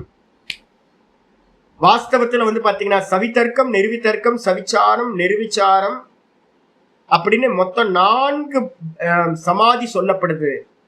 நான் ஒரு கிருஷ்ண ரூபத்தை வச்சிருக்கேன் அப்படின்னா அந்த கிருஷ்ண விக்கிரகத்தை நான் பாக்குறேன்னு வச்சுங்க, ஏக்க ரூபத்துல நான் பாக்குறேன். நான் ஒண்ணு பாதார விந்தத்தை பாக்குறேன். நம்ம வந்து பாத்தீங்கன்னா 2வது கிளாஸ் இதே தான் போயிட்டு இருக்கு. இப்ப ஆரம்பிப்போம். இதெல்லாம் யாரெல்லாம் வந்து பாத்தீங்கன்னா இதை கொஞ்சம் டீப்பா தெரியணுமோ அவங்க எல்லாம் 2வது கிளாஸ் அஷ்டாங்க யோகத்தையும் கேளுங்க. கபில மகரிஷி இதே விஷயத்த அங்கேயும் வர்ணனை எல்லாம் பண்ண போறார். இதே விஷயம் அப்படியே 2 கிளாஸ்லயும் போகுது. என்ன பண்ணணும் அப்படின்னு கேட்டீங்கன்னா ஏக்க விஷயத்தை வந்து தியாரணை பண்றேன்னு வச்சுங்க. ஒண்ணு என்ன பண்ணணும், பாதார விந்தம், இன்னொன்னு கண்கள், சுவாமியோட கண்கள், ரெண்டும் ரொம்ப இம்பார்ட்டன்ட். இல்லைன்னா வக்ஷஸ்தலம், நல்லா வந்து மார்பு பகுதி, இது மாதிரி சில இடங்கள்லாம் வந்து பாத்தீங்கன்னா ரொம்ப முக்கியமான பகுதிகளா சொல்லப்பட்டிருக்கு. சுவாமியை வந்து பாத்தீங்கன்னா நல்லா பாதத்தை பார்த்துக்கிட்டே இருக்கேன்னு வச்சுங்களேன். சுவாமியோட பாதத்தை, இவரோட பாதம் ரொம்ப அருமையா இருக்கும். நீங்க விஷ்ணுவோட பாதம் வந்து பாத்தீங்கன்னா கொஞ்சம் ஆண் தன்மையோட இருக்கும். இந்த நம்ம நடராஜரோட பாதம் வந்து பாத்தீங்கன்னா என்ன அற்புதம் தெரியுங்களா. லக்ஷ்மி அம்மாவோட பாதம் நேற்று கூட நான் பார்த்தேன். லக்ஷ்மி அம்மாவோட பாதம் ரொம்ப நல்லா இருக்கும். துர்கை அம்மனை காட்டிலும் லக்ஷ்மி அம்மாவோட ரொம்ப ஒரு நல்ல ஒரு இது இருக்கும். அதுக்கப்புறம் நடராஜரோட பாதம் இருக்கு பாருங்க, என்ன அழகு தெரியுங்களா. குஞ்சித பாதம், ஒரு டான்சர்ல ஒரு பெண் தன்மை வந்து சுவாமிகிட்ட இருக்கும்ல, நடராஜர்கிட்ட பாதத்தை பார்த்துக்கிட்டே இருக்கலாம், அவ்வளோ அழகுங்க நடராஜரோட பாதம். அப்ப இது மாதிரி ஏதாவது ஒரு இடத்துல வந்து பாத்தீங்க அப்படின்னா மனசை வந்து பாத்தீங்கன்னா நல்லா பிக்ஸ் பண்ண யோகிக்கு சந்தாரியமானாயாம் யோகினோ, அந்த யோகிக்கு என்ன சாமி நடக்குது அப்படின்னா பக்தி லட்சணக ஆசு சம்பத்தியதே. இந்த பக்தி லட்சணம்ன்றது வந்து பாத்தீங்கன்னா ரொம்ப சீக்கிரமா, ஆசுன்றதுக்கு அர்த்தம் ரொம்ப சீக்கிரமா வந்து பாத்தீங்க அப்படின்னா சம்பத்தியதே அப்படின்னா நன்றாக அடையப்படுகின்றது. யோக ஆசிரியம் பத்ரமீக்ஷதக, யோகத்தை சார்ந்து, யோக ஆசிரியம்னா எவன் யோகத்தை சார்ந்து இந்த ஈஸ்வரனையே பத்ரம் அப்படின்னா மங்களம்.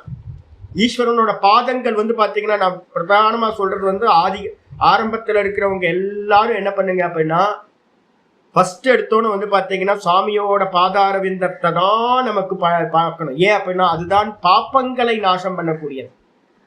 இதுல வந்து பாத்தீங்கன்னா 2வது கிளாஸ்ல கபிலர் சொல்ற, கபிலர் அம்மாவுக்கு சொல்லும் போது சொல்ற, இந்த பாதார விந்தத்தை தியானம் பண்ண பண்ண பண்ண பண்ண நம்மளுடைய பாப்பங்கள் எல்லாம், அடியார்களோட பாப்பங்கள் எல்லாம் நாசமாகும். என்ன சுவாமி பாப்பம்? ஒண்ணும் இல்ல, ரஜோகுணம் தமோகுணம். வாசனைகள் இருக்கு பாத்தீங்கன்னா, உள்ள இழுத்துக்கிட்டு வெளில போகுதுல, இதெல்லாம் நாசமாகும். சுவாமியோட பாதத்தை கெட்டியா பிடிச்சிக்கிறது, அதையே மனசுக்குள்ளார கொண்டு வந்து இப்ப நான் மனசு மூடுறேன் அப்படின்னா, நான் விஷ்ணு பக்தனா இருந்தாலும் எனக்கு பாதம் எது வருது அப்படின்னு கேட்டீங்கன்னா, நடராஜரோட பாதம் தான் என் கண்ணுக்கு முன்னாடி வந்து நிற்கும். அவ்வளவு அழகான பாதம் கெட்டியா பிடிச்சிக்கிட்டு அப்படியே உட்கார்ந்துட்டு இருக்கிறது. எவ்வளவு நேரம் உட்கார முடியுமோ கண்ண மூடி, ஜபம் தேவையில்லை, எதுவும் தேவையில்லை. மனசு முதல்ல ஜபத்தெல்லாம் முடிச்சுக்கிட்டு, பிராணாயாமம் ஜபம் எல்லாம் முடிச்சுட்டு, பேசாம மனசு சாந்தமா வச்சுக்கிட்டு நல்லா சுவாமியோட பாதத்தையே பாக்குறீங்க. பார்த்து பார்த்து பார்த்து உள்ளுக்குள்ளார அதையே பார்த்துக்கிட்டு இருக்க, கண்களை மூடி மனக்கண்ணால அதை பார்க்க பார்க்க பார்க்க பார்க்க என்ன ஆகும் அப்படின்னு கேட்டா, பத்ரம் ஈக்ஷதக, சுவாமியோட மங்களம் தரக்கூடிய அந்த பாதங்களை வந்து பாத்தீங்கன்னா யோகத்தை பண்ண பண்ண பண்ண, யோகத்தை ஆசிரியம் பண்ணி, யோகம்னா என்ன அர்த்தம்? யோக சமாதி, சவிகல்பம் நிர்விகல்பம், இதுக்கு பேர் தான் யோகம்னு பேரு. கான்சென்ட்ரேஷன் பண்றதுக்கு பேர் தான் யோகம்னு பேரு.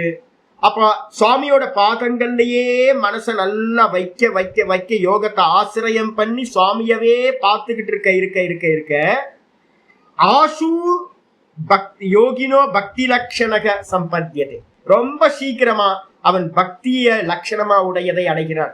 பக்தினா என்ன சுவாமி அப்படின்னு கேட்டீங்கன்னா, நிர்விச்சாரம் அப்படின்னு பேர். நிர்விச்சார சமாபத்தி அப்படின்னு சொல்றோம். 70, 75, 80, 85% உங்களுக்கு சத்துவ குணம் கான்சென்ட்ரேஷன் அதிகமாக நடக்கும். அந்த 85% வரும்போது உங்களுக்கு பாவ சமாதிகள் சித்திக்க ஆரம்பிச்சிடும். அந்த பாவத்துக்கு பேரு தான் வந்து பாத்தீங்கன்னா பக்தின்றது வந்து பாத்தீங்கன்னா பாவம். யோக சூத்திரத்துல சொல்லும் போது வந்து பாத்தீங்கன்னா, பக்தி சூத்திரத்துல சொல்லும் போது சொல்றார், 2வது சூத்திரமே வந்து சொல்றார், சாத்வஸ்மின் பரம பிரேம ரூபா. பக்தி லட்சணம்னு என்ன சுவாமி? பக்தி நம்ம சொல்றோமே, பக்தினா என்ன சுவாமி அப்படின்னா, அந்த பக்தி என்பது எப்படிப்பட்டதுன்னா பரம பிரேம ரூபா. அஸ்மின் அஸ்மின் அப்படின்னா அஸ்மின் ஈஸ்வரே, அந்த ஈஸ்வரன் இடத்துல வந்து பாத்தீங்கன்னா மேலான அன்பு எது உண்டாகுதோ, அந்த நிர்விச்சாரம் வரைக்கும் போயிட்டீங்க அப்படின்னா வெறும் பாவம் மட்டும் மிச்சம் இருக்கும், அன்பு மட்டும் தான் மிச்சம். அங்கெல்லாம் வந்து பாத்தீங்கன்னா எந்த ரூல்ஸ் எதுவுமே வந்து அப்ளை ஆகாது, விதி நிஷேதங்கள் எதுவுமே உள்ள வராது. பக்த மகான்கள்ட்ட எடுத்தீங்கன்னா அன்பு மட்டும் தான் இருக்கும். இப்படி பண்ணலாம் அப்படி பண்ணலாம், அதெல்லாம் கர்மகாண்டத்தோட முடிஞ்சு போயிடுது. வெறும் பரம பிரேம ரூபம். அதே வந்து பாத்தீங்க அப்படின்னா, அப்ப அன்புக்கு பேரு தான் ஈஸ்வரன் இடத்துல வைக்கிற அன்புக்கு பரம பிரேம ரூபா. காதலன் காதலியின் இடத்துல எல்லாத்துக்கும் தெரியுமே, அன்பு பண்ணிருப்போமே, காதல் பண்ணிருப்போம். ஏதாவது டீனேஜ்ல வந்து பாத்தீங்கன்னா எதாவது பண்ணிருப்போம். நான் சின்ன வயசுல காதல் பண்ணும்போது பார்த்தேன், நான் இப்பெல்லாம் யோசிச்சு பார்ப்பேன், சுவாமியின் இடத்துல அப்படிலாம் உண்டாச்சுன்னா என்ன மாதிரி இருக்கும். ஒரு 9th படிக்கும் போது உள்ளுக்குள்ளார, அப்ப இந்த டீனேஜ் ஸ்டார்டிங் இல்ல, ஒரு அட்ராக்டா ஒரு பொண்ணு வந்து வந்ததுக்கு பிறகு ஐயோ சாப்பிட முடியாது, தூங்க முடியாது, படுத்தா அந்த பொண்ணோட ஞாபகம் தான், நின்னா அந்த பொண்ணோட ஞாபகம், ஏதோ வந்து பாத்தீங்கன்னா கட் அண்ட் பேஸ்ட் வந்து பாத்தீங்கன்னா ஆயிடும் உள்ளுக்குள்ளார. அந்த பொண்ணு வந்து பாத்தீங்கன்னா உள்ளுக்குள்ளார ஏறி உட்கார்ந்ததுக்கு பிறகு வேற எந்த சிந்தனையும் வராது, அப்படியே பிரம பிடிச்ச மாதிரியே இப்படி அலைவோம். நான் இப்ப யோசிச்சு பாக்குறேன், அந்த மாதிரி பகவான் இடத்துல ஒரு காதல் உண்டாச்சுன்னா அதாங்க மோட்சம், அதான் பக்தி. அப்ப வந்து பாத்தீங்கன்னா எல்லா சமயத்திலையும் பகவான் இடத்துல வந்து பாத்தீங்கன்னா ஒரு பித்து பிடிச்ச மாதிரி ஒரு மனநிலை, உட்கார முடியாம நிக்க முடியாம ஒரு அவஸ்தை உண்டாகுது பாருங்க, அதான் பரம பிரேம ரூபா. அவனையே நினைச்சு நினைச்சு உருகிறது. இதே வந்து சாண்டில்யர் வந்து பாத்தீங்கன்னா, சாண்டில்ய பக்தி சூத்திரத்துல சொல்ற, சா பரா பரானுரக்திர் ஈஸ்வரே, சா பரானுரக்திர் ஈஸ்வரே. சாண்டில்ய பக்தி சூத்திரத்துல 2வது சூத்திரம், நாரத பக்தி சூத்திரத்துல 2வது சூத்திரம். அவர் லட்சணம் சொல்றாரு பரம பிரேம ரூபான்னு சொல்லிட்டாரு, மேலான அன்பு. அதே வந்து பாத்தீங்கன்னா சாண்டில்யர் சொல்லும் போது சொல்றார், சா பரா அனுரக்திர் அப்படின்றார். அனுரக்தினா அனுராகம் அப்படின்னு பேர், பற்று, வேற எந்த சிந்தனையும் இல்லாம அதே பகவானையே பற்றி நிக்கிறது. மேலான பற்றுக்கு பேர் வந்து பாத்தீங்கன்னா எங்க? ஈஸ்வரன் இடத்துல உண்டாகிறதுக்கு பேரு, அதுக்கு பேர் தான் வந்து பாத்தீங்கன்னா பக்தி அப்படின்னு சொல்லப்படுது. சொன்னதுக்கு பிறகு வந்து பாத்தீங்க அப்படின்னா ஒரு நல்ல ஸ்லோகங்கள் 2-3 இருக்கு. பக்தினா என்ன சுவாமி அப்படின்னா, மத்குண ஸ்ருதி மாத்ரேன மகி சர்வ குகாஷயே மனோ கதிரவி சின்னா யதா கங்காம்ப சோம்புதோ. எப்படி வந்து பாத்தீங்கன்னா கங்கையானது வந்து பாத்தீங்கன்னா அதோட ஃப்ளோல வந்து பாத்தீங்கன்னா எதை நோக்கி போகுது அப்படின்னா சமுத்திரத்தை நோக்கி, கங்கா சாகரை நோக்கி இந்த கங்கா வந்து பாத்தீங்கன்னா போயிட்டே இருக்கு. கங்கையில ஆரம்பிச்சது, கங்கோத்திரியில ஆரம்பிச்சது வந்து கங்கா சாகர் வரைக்கும் டிராவல் பண்ணுது கடலை நோக்கி. அதே மாதிரி வந்து பாத்தீங்கன்னா மத்குண ஸ்ருதி மாத்திரேன இந்த பகவானோட குணங்களை வந்து பாத்தீங்கன்னா ஏதாவது ஒரு திருவிளையாடலையோ இல்ல வந்து பாத்தீங்கன்னா லீலைகளை, எத்தனை லீலைகள் பகவான் பண்ணாரோ ஏதாவது ஒன்ன கேட்டு அதை கேட்ட மாத்திரத்திலேயே மயி சர்வ குபாஷையே எல்லா ஹிருதயத்திலும் இருக்கக்கூடிய என்னிடத்துல எவனுடைய மனதானது வந்து பாத்தீங்கன்னா மனோகதிர் அவிச்சின்னாபவதி, எப்படி வந்து பாத்தீங்கன்னா விச்சின்னம் இல்லாம துண்டுபடாம அந்த கதையில அந்த ஒரு லீலைய கேட்டு அதுலயே ஸ்மரிச்சு போய் அதுலயே நிக்குதோ, எப்படி நிக்குது?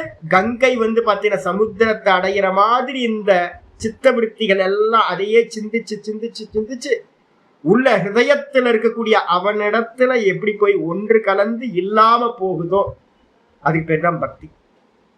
அப்போ என்ன ஆகும்? பக்தி வந்து வாஸ்தவத்துல இந்த யோகா அபியாசங்கள் ஒருத்தருக்கு நல்ல அபியாசம் சித்தியாச்சு அப்படின்னா, தாரண தியான சமாதி சித்தியாச்சுன்னா அந்த தாரணையில ஆரம்பிக்கிறது தான் தியானம் சமாதியாயி உங்களை வந்து பாத்தீங்கன்னா பகவான் இடத்துல ஒன்று கலக்க வைக்கிறதா இருக்கு.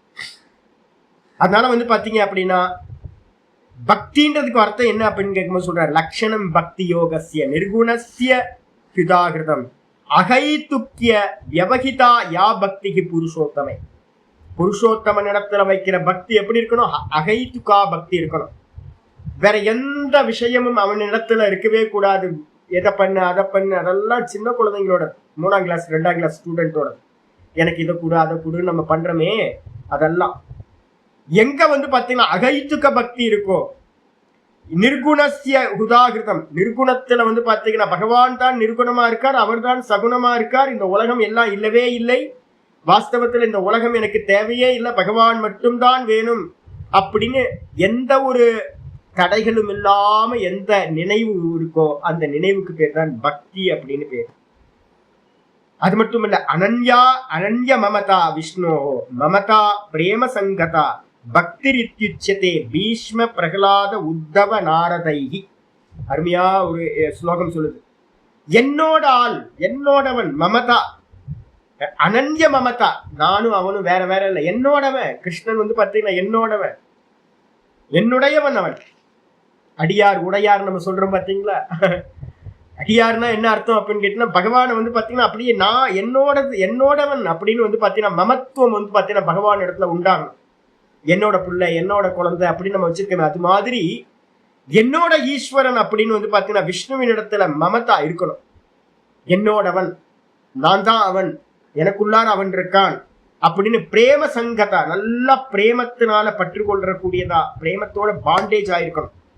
அதுதான் வந்து பாத்தீங்கன்னா பரம பிரேம ரூபமா இருக்கிறது. அதுதான் பக்தி என்று சொல்லப்படுகிறது. எப்படி அப்படின்னு கேட்டா பீஷ்மர் இடத்திலையும் அதே நேரத்துல வந்து பிரகலாதன் இடத்திலையும் உத்தவர் இடத்திலையும் இருந்த பக்தி, அதுதான் பக்தி பரம பிரேம ரூபா.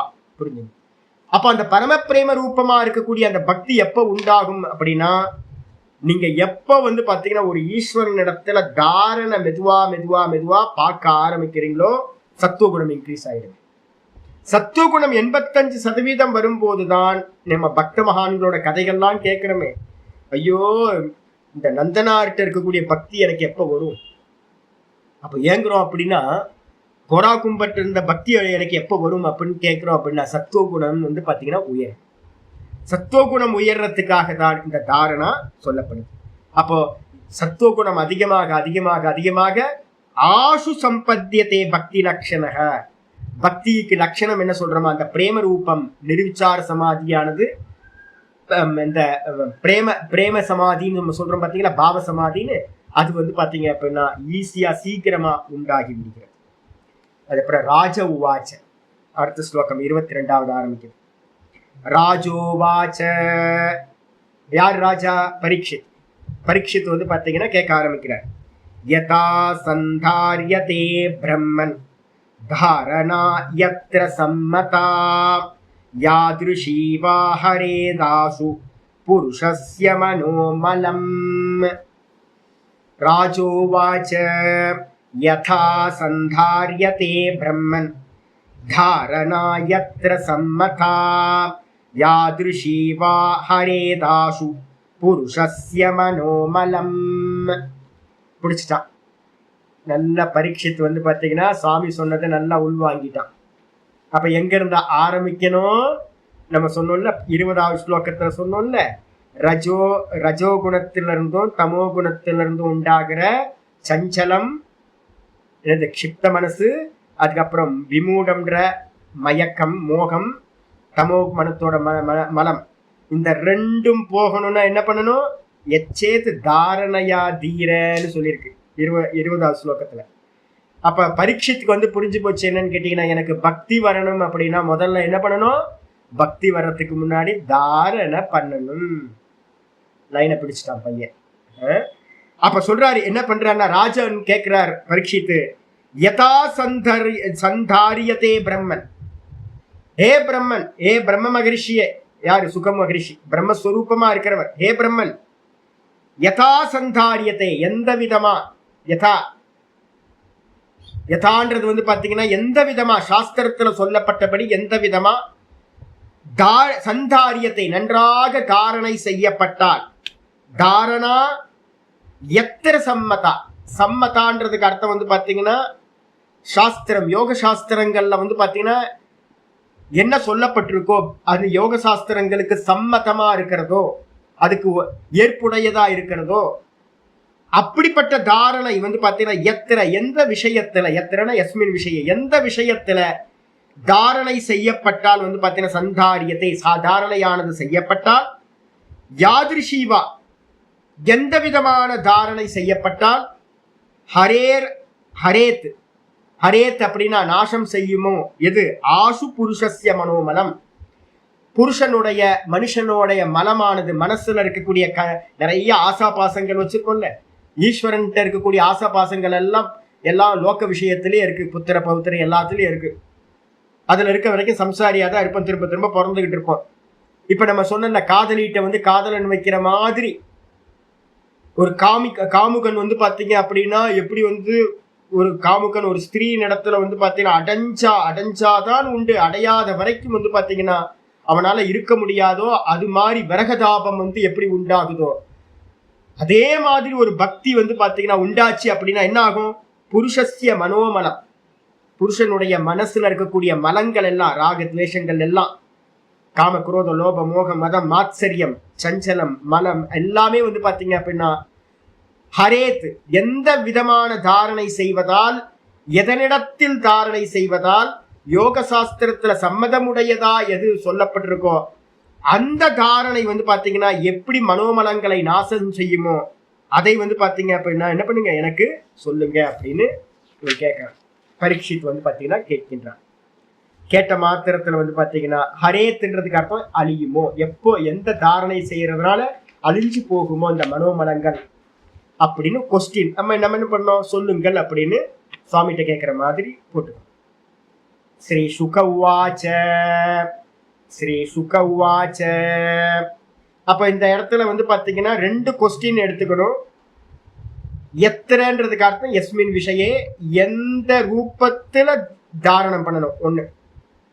யார் இடத்துல எந்த ரூபத்துல தியானம் பண்ணணும். 2வது வந்து பாத்தீங்கன்னா எவ்விதமா, யாதிருஷி, எவ்விதமா தாரணை பண்ணணும், எதுல தாரணை பண்ணணும், எவ்விதமா தாரணை பண்ணணும், யோக சாஸ்திரத்துக்கு சம்மதமா இருக்கிறது, அதை வந்து பாத்தீங்கன்னா பண்ணும்போது எப்படி வந்து பாத்தீங்கன்னா சீக்கிரமா மனோமலங்கள் நாசமாகுமோ அதை எனக்கு சொல்லுங்கள். இவ்வளவுதான்.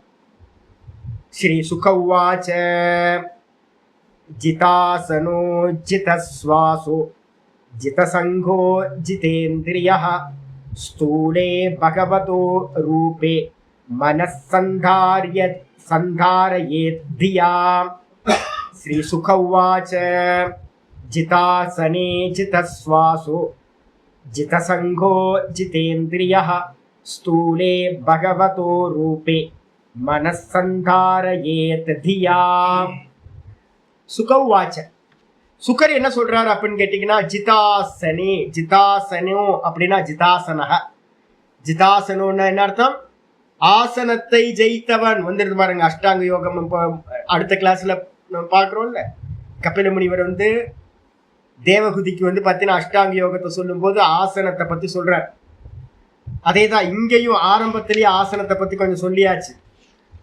அப்ப வந்து பாத்தீங்கன்னா ஆசனத்தை வந்து பாத்தீங்கன்னா முதல்ல ஜெயிக்கணும் அப்படின்னா என்ன அர்த்தம்? நிறைய பேர் வந்து பாத்தீங்கன்னா வந்தோன்னு உட்கார்ந்தோன்னு எல்லாம் ஆயிடும்னு நினைக்கிறாங்க. ஆகாய சுவாமி மெதுவா 10 நிமிஷம் 20 நிமிஷம் 30 நிமிஷம் நான் பார்த்துருக்கேன். காயத்ரி வந்து பாத்தீங்க அப்படின்னா 108 காயத்ரி பண்ணும்போது ஏதோ மலை ஏறின மாதிரி இருக்கும். 108 காயத்ரி பண்ணிட்டோம் உட்காந்து 20-25 நிமிஷம், அரை மணி நேரம் ஆயிடும். முடிக்கிறதுக்குள்ளார ஒரு சந்தியா காலம் முடிக்கிறதுக்குள்ளார 1 மணி நேரம் ஆயிடும். என்னடா இது 1 மணி நேரம் சந்தியாக்கு ஆகுது அப்படின்னு 108 ஜபம் பண்றது முடியாது. அப்படியே அவஸ்தப்படுவோம். ஜபத்தை முடிக்கிறதுக்குள்ளார உடம்பு இப்படியே போயிட்டே இருந்துச்சு. ஒரு நாள் என்ன பண்ணேன், திடீர்னு வந்து பூர்வ சம்ஸ்காரம் என்ன மாதிரி யாராவது முந்திர ஜென்மத்துல எனக்குள்ளார இன்ஜெக்ட் பண்ணிருப்பாரு. எங்க ஆச்சாரியர் அப்பப்ப திட்டிக்கிட்டே இருப்பாரு, என்ன பிறக்கிற நீலாம் ஒரு மனுஷன் ஒரு சாதகன் சொல்லிக்கிட்டு அப்படின்னு அப்பப்ப நம்மளை புஷ் பண்ணிக்கிட்டே இருப்பாரு. நான் எங்களோட ஆச்சாரியர் திட்டுறதெல்லாம் கேட்டீங்க அப்படின்னா சூசைட் பண்ணிக்கலாம். அது மாதிரி திட்டுவாங்க ஆச்சாரியர்கள். மனுஷனாவே மதிக்க மாட்டாங்க, ஒரு கிருமி மாதிரி தான் பார்ப்பாங்க, அல்பனே அப்படின்ற மாதிரி. நமக்கு வந்து பாத்தீங்கன்னா 108 காயத்ரி பண்ணிட்டு இருக்கும்போது ஒரு குற்றம் ஒன்று வந்துடும். என்னன்னா 108 காயத்ரி தான் பண்றோம் அப்படின்னு. ஒரு நாள் லீவுல என்ன பண்ண, என்ன ஆனாலும் சரி, அடைஞ்சால் மகாதேவி அடையாவிட்டால் மரணதேவி, செத்தாலும் பரவாயில்ல, இன்னைக்கு ஒரு 300 ஜபம் 3 மாலை பண்ணணும் அப்படின்னு ஃபர்ஸ்ட் டைம் எனக்கு இன்னும் பசுமையா ஞாபகத்துல இருக்கு. 20 வருஷத்துக்கு 25 வருஷத்துக்கு முன்னாடி என்ன பண்ண அப்படின்னு திடீர்னு ஒரு நாள் லீவு, கிளாஸ் இல்லை அன்னைக்கு, வந்து உட்காந்து என்ன பண்ண அப்படின்னு கேட்டீங்கன்னா என்ன ஆனாலும் பரவாயில்ல 3 மாலை உருட்டணும். ஐயோ என்ன துக்கம் தெரியுங்களா, ரொம்ப துக்கம். ஒரு மாலையே பண்ண முடியாதவனுக்கு 3 மாலை பண்ணணும் அப்படின்னா எவ்வளவு கஷ்டமா இருக்கும். நான் முடிவு பண்ணிட்டேன் எந்திரிக்கவே கூடாது அப்படின்னு. முடிச்சு அப்படி முடிச்சிட்டோம். எப்போ வந்து பாத்தீங்கன்னா அந்த அச்சீவ்மெண்ட் வந்து பாத்தீங்கன்னா கஷ்டப்பட்டு ஒரு அச்சீவ்மெண்ட் பண்றோமோ அதுக்கப்புறம் நான் வந்து பாத்தீங்கன்னா 300 ஜபத்துக்கு கம்மியா பண்ணதே இல்லை. ஒரு வாட்டி ஜெயிக்கிறது தான் கஷ்டம். ஒரு வாட்டி ஜெயிச்சிட்டீங்க அப்படின்னா உங்க கான்பிடென்ட் லெவல் எப்படி ஆயிடும்னு கேட்டீங்கன்னா என்னால இது முடியும் அப்படின்ற மனசு வந்துடும். வந்ததுக்கு அப்புறம் நான் அதுக்கப்புறம் நான் வந்து ஜீவனத்துல வந்து எனக்கு வந்து கம்மியான ஜபம் அப்படின்னா 300 ஜபம் காயத்ரி. அதுக்கப்புறம் அதிகம் 500 600 700 800 1000 1200 1500 2000 ஜபம் 2500 ஜபம் 3000 ஜபம் வரைக்கும் ஒரு நாளைக்கு நான் காயத்ரி பண்ணியிருக்கேன். அப்ப என்ன பண்ணும் அப்படின்னு கேட்டீங்கன்னா ஒரு 10 நிமிஷம் உட்கார அபியாசம், அப்புறம் 20 நிமிஷம் 25 நிமிஷம் 30 நிமிஷம் 35 நிமிஷம் 40 நிமிஷம் அப்படின்னு நம்ம கான்பிடன்ட் லெவல வந்து பாத்தீங்கன்னா முடியும் அப்படின்னு இம்ப்ரூவ் பண்ணிக்கிட்டே போறது நம்ம இந்த டைம் லிமிட்டை. அப்ப மெதுவா தெரிஞ்சிடும் ஒரு டைம்ல என்னால முடியும், இந்த யோக சாஸ்திரத்துல சொல்லப்பட்டது எல்லாத்தையும் என்னாலையும் பண்ண முடியும்னு ஒரு கான்பிடன்ட் லெவல் வந்துடும். யாரோ காட்டுல இருந்து பண்ணுவாங்க, நம்ம தான் பண்ணணும், நம்ம தான் ஜெயிக்கணும். அப்ப முதல்ல ஜிதாசனக நல்ல ஆசனத்தை ஜெயம் பண்ணணும். ஒரு ஆசனத்துல உட்கார்ந்து பழகணும். நான் எல்லாத்துக்கும் சொல்லுவேன், ஜபம் பண்றீங்களோ இல்லையோ, ஆனா வந்து பாத்தீங்கன்னா ஆசனத்தை நீங்க மனசுக்குள்ளார பிக்ஸ் பண்ணுங்க. 20 நிமிஷம் பிக்ஸ் பண்ணா 20 நிமிஷத்துக்கு நடுவுல வந்து பாத்தீங்கன்னா எவ்வித காரணத்துக்கு கொண்டு என்ன பண்ணக்கூடாது, எந்திரிக்க கூடாது, அப்படி வச்சுக்கணும். அரை மணி நேரம் பண்ணீங்கன்னா அரை மணி நேரம் ஜபம் போகுதோ இல்லையோ ஆசனத்தை கிளைக்க கூடாது. இப்ப கிளாஸ்ல வந்து உட்கார்றீங்கல்ல, இப்ப நீங்க முடிவு பண்ணிக்கணும், நான் நடுவுல 1 மணி நேரம் சுவாமி இது பண்றாருன்னா நடுவுல ஒரே ஒரு டைம் தான் இந்த நம்ம பாடியை ஷேக் பண்ணி சரி பண்ணிப்பேன் அப்படின்னு வச்சுக்கணும். சில சமயம் நல்லா முடியுது அப்படின்னா நம்ம பிக்ஸ் பண்ணிக்கணும், என்னோட பாடி வந்து பாத்தீங்கன்னா ஷேக்கே ஆகக்கூடாது. ஒரு ஆசனத்தை உட்காருவேன், ஆசனத்தை உட்கார்ந்துட்டு புக்கை பெறட்டுறதுக்கு மட்டும்தான் இந்த கைகள் வந்து பாத்தீங்கன்னா புக்கை வந்து பேஜ் இது பண்றதுக்கோ இல்ல எழுதுறதுக்கு மட்டும்தான், நோட்ஸ் எடுக்கிறதுக்கு மட்டும்தான் கை அசையணும். இந்த என்னோட உடம்பு வந்து பாத்தீங்கன்னா கழுத்துக்கு கீழே இருக்கிற பாகம் எதுவுமே அசையவே கூடாதுன்னு பிக்ஸ் பண்ணிக்கிறோம். அப்படி பிக்ஸ் பண்ணிக்கிட்டோம் அப்படின்னா ஜிதாசனை மெதுவா ஜெயம் பண்ண. இப்ப கிளாஸ்ல இருந்தே நமக்கு என்ன கிடைச்சிடும்னு கேட்டீங்கன்னா, நாங்க எங்க ஆச்சாரியர்கள்ட்ட முன்னாடியில உட்காரும் போது என்ன பண்ணுவோம் அப்படின்னா, ஒரு ஆசனத்தை உட்கார்ந்து சுவாமி பார்த்துட்டே இருப்பேன், முன்னாடியே உட்கார்ந்துருக்கும், அசையவே கூடாது, அசைஞ்சாவே எரும மாடுன்னு நம்ம சூசைட் பண்ணிக்கலாம் போல வந்து பாத்தீங்கன்னா திட்டுவார், என்ன சும்மா அசைஞ்சுக்கிட்டே இருக்க, உட்கார் ஒழுங்கா உட்கார் அப்படின்னு.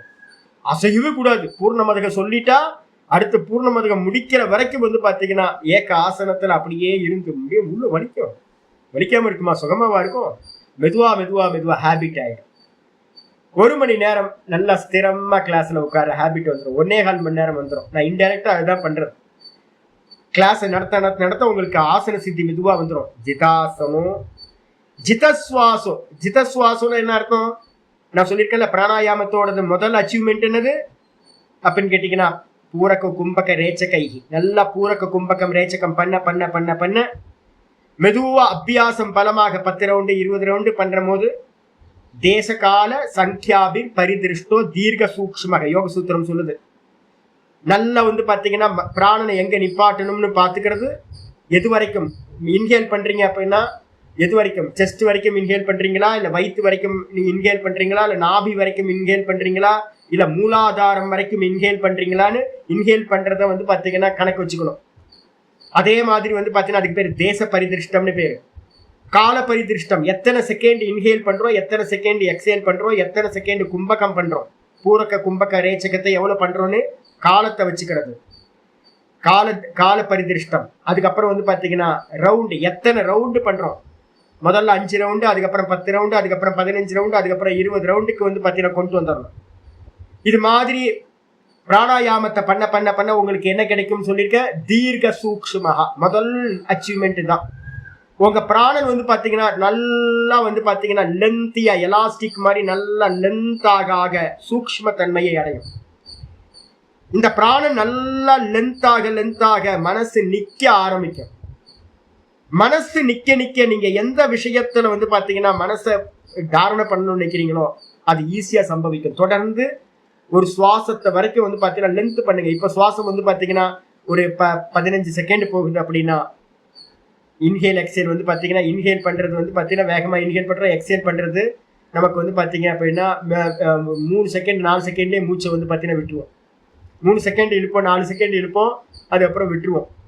இதை பாத்தீங்கன்னா லென்த் பண்ணணும். 15 செகண்ட் வரைக்கும் நீங்க கொண்டு வந்தீங்கன்னா இன்ஹேல் பண்றதை மெதுவா, எக்ஸேல் பண்றதை மெதுவா, அப்படியே மெதுவா பண்ணி பண்ணி பண்ணி அபியாசம் பண்ண பண்ண மனசு என்ன பண்ணும் அப்படின்னா ஒரே விஷயத்துல நிக்க ஆரம்பிக்கும். ஏகாகிர சித்தம் சித்திக்கும். அதனால ஜிதஸ்வாசம். அதுக்கப்புறம் இதெல்லாம் பண்ணிட்டு இருக்கும் போதே என் பேர குழந்தை பாத்தீங்கன்னா ஸ்கூலுக்கு போறான் அப்படின்னு பாத்தீங்கன்னா, ஐயோ அவனுக்கு அதை பண்ணணும் இதை பண்ணணும்னு எந்திரிச்சிட்டீங்க அப்படின்னா புரிஞ்சு போச்சு. பால்காரன் வரான், போஸ்ட் வரான் அப்படின்னு. நான் என்ன பண்ணேன் தெரியுங்களா, 2 நாளுக்கு முன்னாடி நான் என்ன பண்ணியிருக்கேன், உட்காந்து நான் முடிவு பண்ணியிருக்கேன். நான் உட்காந்து முடிவு பண்ணேன் அப்படின்னா எப்போ வேணா உட்காருவேன். நான் பாட்டு உட்காந்துட்டு இருப்பேன். நான் என்ன பண்றேன், படுக்கிறேன்னு சொல்லிட்டு நான் என்ன பண்ணுவேன், உட்காந்துருப்பேன், ஏதாவது பண்ணிட்டு இருப்பேன். நான் உட்காந்து அப்பதான் பாத்தீங்கன்னா கண்ணை மூடிட்டு பாத்தீங்கன்னா ஓங்காரம் நல்லா போயிட்டு இருக்கு, நல்லா போயிட்டு இருக்கு. மனசு நல்லா பிரசன்னமா இருந்துச்சு. கரெக்டா பாத்தீங்கன்னா ஒரு ஃபோன் வந்துச்சு. எடுக்கவே இல்லையா, எவன் ஃபோன் பண்ண எனக்கு என்ன வந்துச்சு, ஈஸ்வரனோட ஃபோன் வந்தா முக்கியமா எடுத்துருவோமா. நான் பாக்குறேன் என்னன்னு கேட்டீங்கன்னா, கோயில்ல கூட பாத்தீங்கன்னா பகவான் பக்கத்துல பாத்தீங்கன்னா போனை வச்சுட்டு பேசிக்கிட்டே பகவான் தரிசனம் பண்றது எல்லாம் பண்றது. அப்ப எப்படி பகவான் அடைய முடியும்? உதாசீனப்படுத்த முடியல. இம்பார்ட்டன்ஸ் பகவானை காட்டிலும் இம்பார்ட்டன்ஸ் இந்த லோக்கத்துக்கு கொடுக்குறோம். அப்ப என்ன பண்ண அப்படின்னு கேட்டீங்கன்னா, நான் எடுக்கவே மாட்டேன். என்னோட அனுஷ்டானத்துக்கு நடுவுல எந்த போன் வந்தாலும் யாரு வந்தாலும் பகவானுக்கான நேரம்னா அந்த குவாலிட்டி டைம் பகவானுக்கு மட்டும்தான் எக்ஸ்க்ளூசிவா கொடுக்கறது, வேற யாரு வந்தாலும் இல்லை. அப்ப என்ன பண்றது அப்படின்னா எந்த விஷயத்திலையும் பற்றுதல் இல்லாம இருக்கிறது. அப்புறம் என்னோட அனுஷ்டானத்தை முடிச்சுட்டு என்ன போன் வரப்போகுது எடுத்து பார்த்தா யார் இந்த நேரத்துல கொரியர் வந்தா பாத்தீங்கன்னா உடனே எடுத்து போயிடுவோமா, ஒண்ணு வேணாம் எங்கேயாவது கொடுத்துட்டு போ அப்படின்னு கொடுத்துட்டு போ, இல்லைன்னா நாளைக்கு கொடு மெதுவா. 2 நாள் கழிச்சுதான் கொரியர் வாங்கினேன். என்ன ஆக போகுது, தலை முடிக்கிற போகுதா, என்ன ஆக போகுது? நம்ம என்ன பண்ணிட்டு இருக்கோம், எந்த சின்ன சின்ன நிமித்தங்களுக்கெல்லாம் நம்மளுடைய அனுஷ்டானத்தை விட்டு கொடுத்துக்கிட்டே இருக்கும். அப்ப எதுக்கு காரணம் அப்படின்னு கேட்டீங்கன்னா, பகவான் மேல இருக்கக்கூடிய பற்று இல்லாம போய் லோக்கத்து விஷயத்துல இருக்கிற பற்றுதல் பாத்தீங்கன்னா அதிகமாயிடுது நமக்கு. அதனால என்ன ஆயிடுச்சு அப்படின்னா, நீங்க பக்தியில ஜெயிக்கணும், தாரண தியானத்துல ஜெயிக்கணும் அப்படின்னா ஜிதசங்கோ, லோக்க விஷயத்துல இருக்கிற பற்றுதலை எல்லாத்தையும் ஜெயிச்சுட்டு என்ன ஆனாலும் பரவாயில்ல, அடைந்தால் மகாதேவி, அடையாவிட்டால் மரணதேவி, செத்தாலும் பரவாயில்ல, இதை நான் சாதிக்கணும், பகவான் இடத்துல தாரண சித்திக்கணும் அப்படின்னு பாத்தீங்கன்னா பற்றுதலை எல்லாத்தையும் விட்டவனாக ஜிதேந்திரியா. கால் வலிக்கும், முழங்கால் வலிக்கும், ரத்தம் போகாது. முதல்ல பாத்தீங்கன்னா 20 நிமிஷம் உட்காரும் போதே ரத்தம் போகாது, சுள்ளு கோடிக்கணக்கான எறும்பு கடிக்கிற மாதிரி இருக்கும். பேக் பெயின் வரும், டாக்டர்கிட்ட போய் கேட்டீங்க அப்படின்னா இவ்வளவு நேரம் உட்காராதீங்க, ஈஸி சேர்ல உட்காருங்கன்னு சொல்லுவாரு. அவனுக்கு தெரியாது. இந்த டாக்டருங்களுக்கு எல்லாம் வந்து பாத்தீங்கன்னா தெரியாது, பக்தியை பத்தி தெரியவே தெரியாது. அப்ப வந்து பாத்தீங்க அப்படின்னா நம்ம இதுல காரைக்கால் அம்மையார் வந்து பாத்தீங்கன்னா எப்படி நடந்து போனாங்க, எப்படி போனாங்க தெரியுங்களா? கைலாயத்துக்கு எப்படி போனாங்க காரைக்கால் அம்மையார்? கதை எடுத்து படிங்க, உங்களுக்கு தெரியும். தலையினால போனோம்.